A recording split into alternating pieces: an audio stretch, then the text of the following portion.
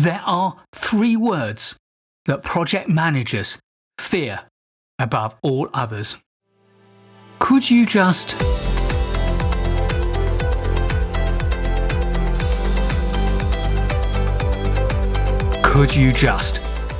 These words mean one thing. Someone is trying to squeeze their priorities into your project. And they want to use your budget, your resources, and your precious timeline to do it.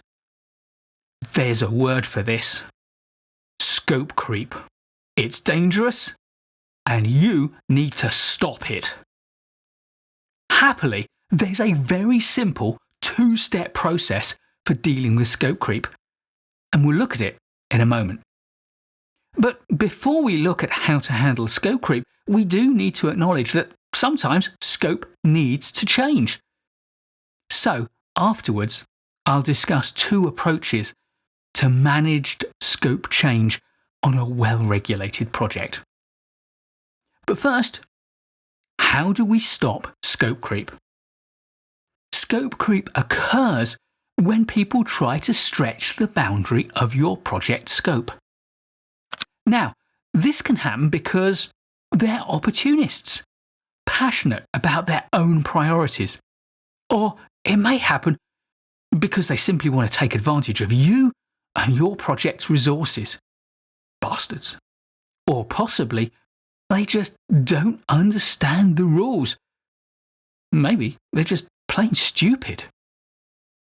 But the reality is that more often than not, they're just a little bit confused about where the boundary lies, because the boundary between what's in scope and what's out of scope is just a little bit fuzzy. So, in our 2-step process, step 1 is to define your boundary with precision.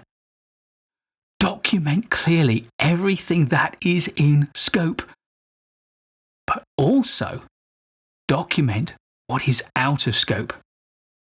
Anticipate all of the could-you-justs that are likely to occur and write them down explicitly as being out of scope or exclusions from scope. When you've done this, step 2 is to get formal sign-off. Take your documentation of what is in scope and what is out of scope to your boss, to your client, to your sponsor, and say to them, look, if I deliver all of this that is in scope, and I deliver none of that which is out of scope, will you be happy? And when they say, yes, that's exactly what I want, get them to sign formally onto your scope statement so that now, when someone comes up to you and says, you can say to them, I wish I could, but I can't.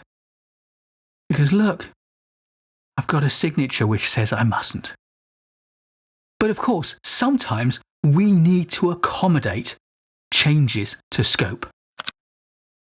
Let's start with managing scope the traditional, predictive way. For traditional, predictive projects, the way that we control changes to scope is with the change control process. I have a whole video on how to manage change control, and I'll put a link in the description. In essence, though, change control is about documenting and evaluating the case for every proposed change, making sure that you fully document why we should do it and what will happen if we do, and handing that documentation over to a decision maker who will make a binding decision, which you can then document.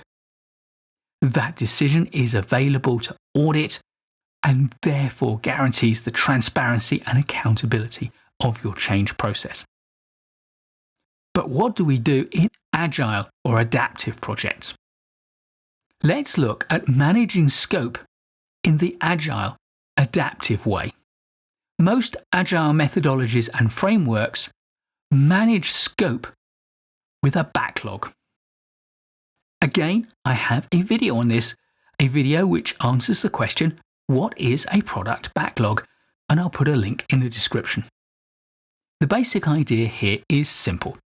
A backlog is a list, usually organized by priority, of everything that any of the users might want from the project.